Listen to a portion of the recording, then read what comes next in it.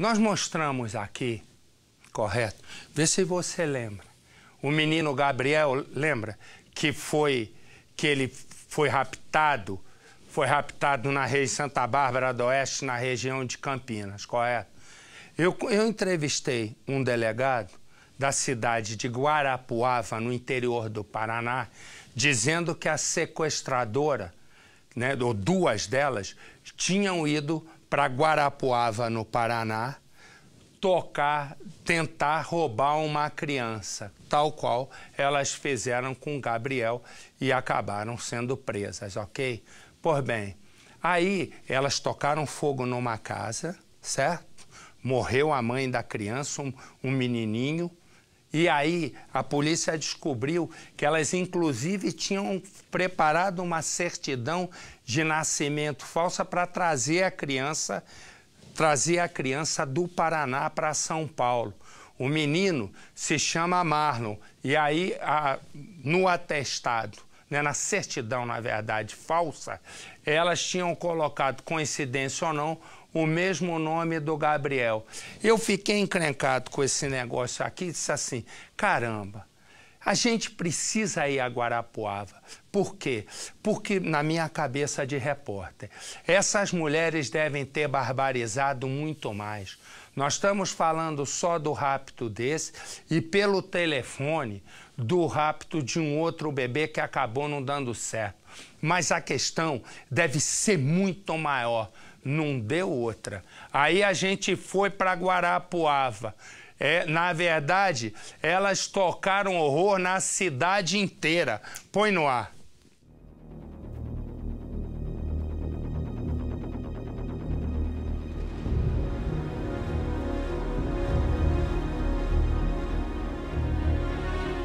Discurso convincente e sangue frio.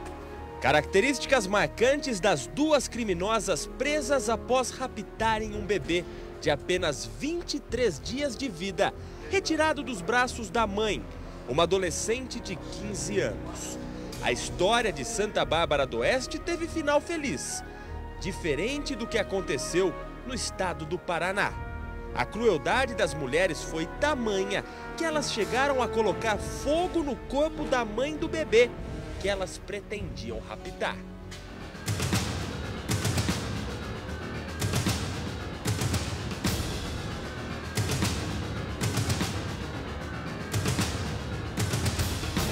Guarapuava, região centro-sul do Paraná. Município que fica a cerca de 3 horas de distância da capital Curitiba. Há 3 meses, a cidade de 189 mil habitantes ficou assustada com a história de uma jovem de 19 anos, queimada viva dentro de casa. A morte, até então misteriosa, só foi desvendada graças à repercussão de um outro caso no estado de São Paulo. Em Santa Bárbara do Oeste, uma das sequestradoras fingiu durante 4 meses ser voluntária de uma falsa ONG que ajudaria adolescentes grávidas. A intenção, na verdade, era raptar o bebê. Após dopar a mãe da criança, a sequestradora fugiu com o menino recém-nascido de um shopping. 2 dias depois, o bebê foi encontrado graças à denúncia de 2 taxistas. No depoimento de um deles, uma informação chamou a atenção da Polícia Civil de São Paulo e do Paraná. Há 3 meses, ele havia sido contratado para levar as mulheres a Guarapuava. Uma viagem de 642 quilômetros. Desconfiei quando eu fui buscar ela lá em Londrina, né? Que ela falou que tinha ganhado uma criança. Quando cheguei lá, não existia criança nenhuma. Como assim? A viagem foi no dia 30 de maio. O objetivo era voltar com um bebê.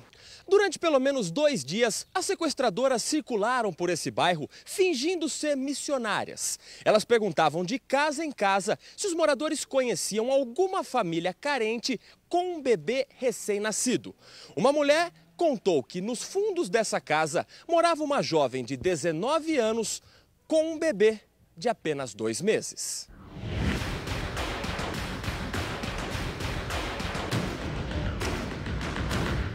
Ana Paula Galeski era dependente química e conseguiu se livrar das drogas. Um caminho que ela ajudava o marido Leandro a percorrer. O casal estava junto há 4 anos e via no filho Marlon a esperança de uma vida em família, longe do vício. Tanto que eu construí a minha casa, né? Foi prego a prego, tábua a tábua, entende? O que dava para comprar, eu comprava e fazia. Aos pouquinhos foi indo. Até que eu estava quase pronto, eu levou tudo, entende? Num momento mais bom, sabe, da vida, sabe? Porque eu e ela tivemos muita coisa errada, sabe, na vida. Entende? E daí agora que nós paremos, pensemos bem, construímos casa, construímos família, tudo junto, acontece isso, entende? Foi me tirar as duas pernas, né? Era tudo para ela, piar. Logo na primeira visita das falsas missionárias, os traços das mulheres chamaram a atenção. Eu lembro que ela usava bastante meia, marrom assim, pelas pernas e sapatilha. O menino Guilherme, de 11 anos, sobrinho de Leandro, mora com a mãe e a avó na casa da frente. Falando que elas eram de uma ONG que ajudaram, que ela tinha recebido uma herança muito grande da mãe dela, só que daí ela estava ajudando a igreja, só que daí ela só via os pastores com carro novo, essas coisas com o dinheiro que ela dava. Então, de repente, ela começou a ir pessoalmente às pessoas.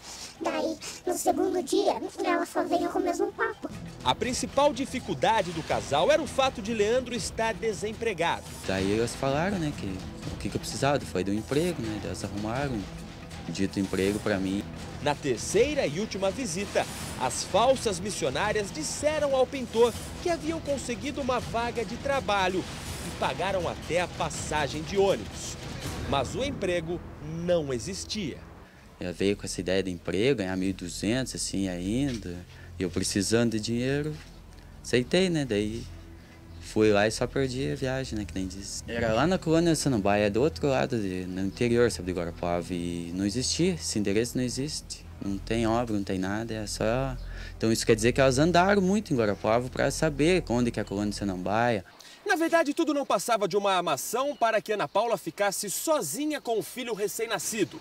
E o pai só começou a desconfiar da história quando já estava aqui na rodoviária de Guarapuava. A intenção inicial das criminosas era matar a mãe do bebê.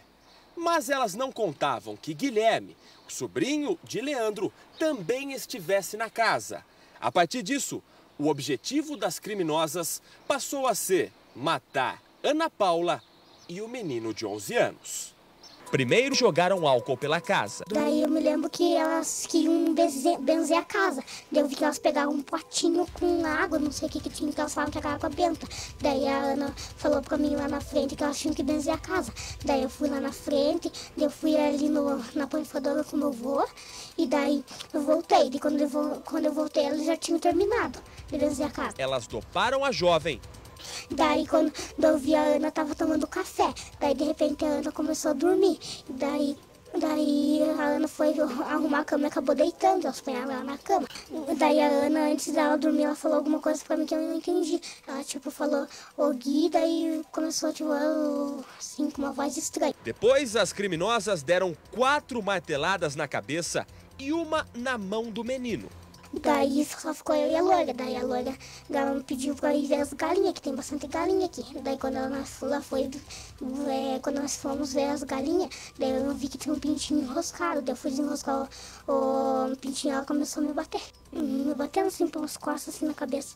Daí eu peguei e caí e fingi que eu tava desmaiado. Guilherme ficou 4 dias internado. Na hora eu não senti nada, mas depois, quando eu cheguei no hospital, tudo, daí doeu. Chegou a entrar em coma, mas sobreviveu sem nenhuma sequela. As sequestradoras então atearam fogo na casa e diretamente no corpo de Ana Paula, que morreu 24 dias depois. Elas acreditavam que Guilherme também estivesse morto. Eu acho que ela estava riscando algum fósforo, e daí ela jogou, daí a Ana gritou assim, e daí quando ela saiu assim na porta e virou assim no corredor, eu saí gritando que ela tinha pegado o neném. A primeira pessoa a ouvir os gritos de socorro foi essa vizinha, que por medo prefere não se identificar. Só vi os gritos e daí eu corri atrás da mulher, segurei ela pela blusa, daí abri a bolsa e falei que não tinha neném nenhum ali dentro. Daí ela falou, não, o neném tá aí. Daí eu abri melhor a bolsa e o neném tava lá dentro. Daí eu tomei a bolsa dela, assim. Já passei pra tia do neném. E daí ela veio pra cima de nós. A hora que ela veio, nós chutemos ela. E daí ela derrubou uma blusa, eu peguei a blusa dela e joguei no rosto dela assim e mandei ela embora. E daí ela não teve reação nenhuma, ela só pegou a blusa e foi embora, correndo. Na bolsa também estavam roupas infantis furtadas dessa loja do centro de Guarapuava e os RGs originais das sequestradoras.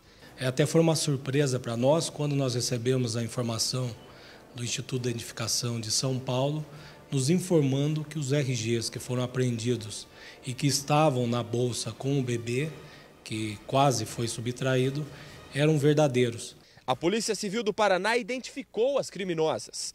Ângela Nicolich, que em Santa Bárbara do Oeste se apresentava como Márcia, e Aparecida Marta Nicolete.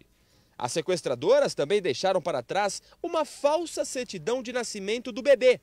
O menino iria se chamar Gabriel e estava registrado como se fosse filho de Ângela. É uma certidão de nascimento falsificada, já tentando encobrir a subtração do bebê. O delegado do setor de homicídios de Guarapuava pediu a prisão temporária das suspeitas.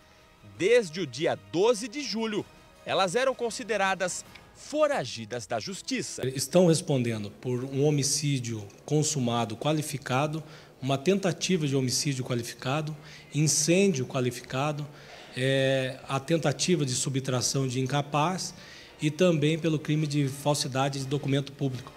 A polícia trabalha para identificar como as sequestradoras fugiram da cena do crime e voltaram a Santa Bárbara do Oeste. As testemunhas têm uma indicação. E dizem as outras vizinhas que o táxi estava poucos passos para frente de nós, assim, só que nós, na hora do nervoso, a gente não viu. Saíram com um táxi, elas correram aqui, uma quadra para cima numa igreja aqui, tinha um táxi na frente da igreja. O taxista Fernando confirmou em depoimento à polícia que esteve com as mulheres em Guarapuava, mas disse que o tempo todo elas afirmavam que iriam ao Paraná buscar o filho de uma delas. Não sei informar, cheguei lá, ela falou que a criança estava na casa de uma irmã, a irmã estava na casa de uma senhora, fui lá para Guarapuava, perto de Foz do Iguaçu, mas não achei ninguém. O delegado de Guarapuava afirma ter ouvido o depoimento de todos os taxistas da cidade. Nenhum deles teria feito a corrida. Em busca de mais informações sobre o caso, uma equipe da Polícia Civil do Paraná já foi designada a viajar a Santa Bárbara do Oeste. O que nós iremos fazer é reforçar as provas, né? Eu tenho que interrogá-las, eu vou pedir cópia do inquérito que está tramitando em Santa Bárbara e automaticamente vou fornecer cópias do meu inquérito aqui. Já a família da vítima tenta recomeçar a vida. A casa onde eles moravam está sendo reconstruída. Praticamente tudo que está aqui dentro foi doação de pessoas que se sensibilizaram com a história. As paredes que antes eram de madeira, agora são de pré-moldado, mas ainda há muitos vestígios do incêndio, como algumas paredes chamuscadas no local.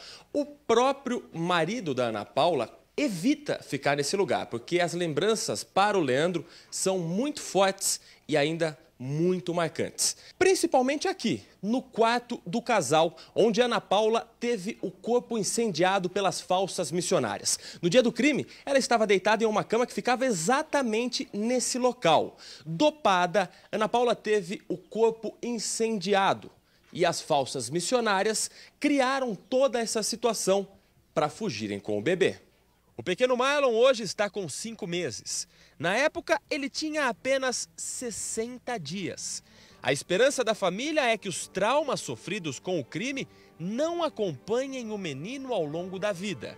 Por isso, o bebê recebe todos os cuidados da avó paterna. Vou ter que criar, né? Pois agora eu tenho a minha mãe, né? Minha mãe, se me criou, ela me ajuda a criar meu filho, né? E eu ajudo ela me ajuda e assim nós vamos. Cria, né? Para fazer o quê? A gente fica no lugar de mãe, né? Tem que criar ele, já cria os filhos, cria mais o neto, né?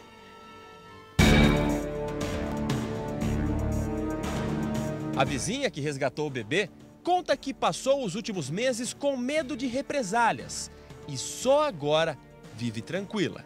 Medo que elas voltem e queiram fazer alguma coisa comigo agora, né? Com meu filho, porque na verdade fui eu que impedi elas, né? Sei lá, de alguma forma fui eu que impedi elas de levarem a criança. Que elas fiquem bastante tempo lá.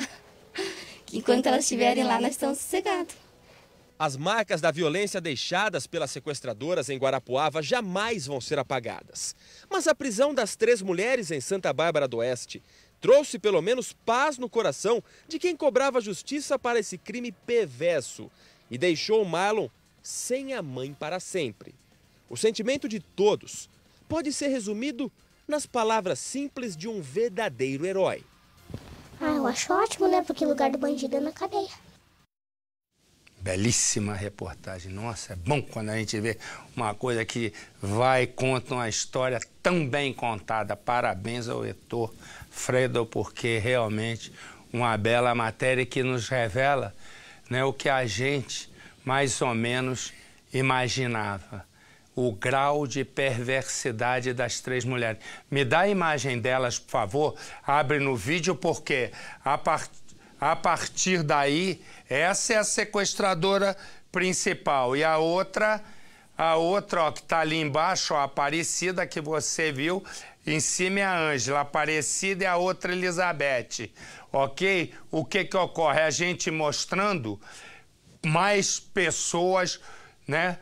Podem identificá-las em outros crimes, que pode ter certeza que não vão ficar as investigações só nesses dois casos. Porque com essa faixa de idade que elas têm, em torno de 45 anos de idade, é óbvio que elas praticam isso sempre. A questão que ainda não ficou esclarecida, e amanhã eu quero que, por favor, vou até pedir aqui para que a gente vá lá em Campinas, é o porquê dos sequestros. O porquê.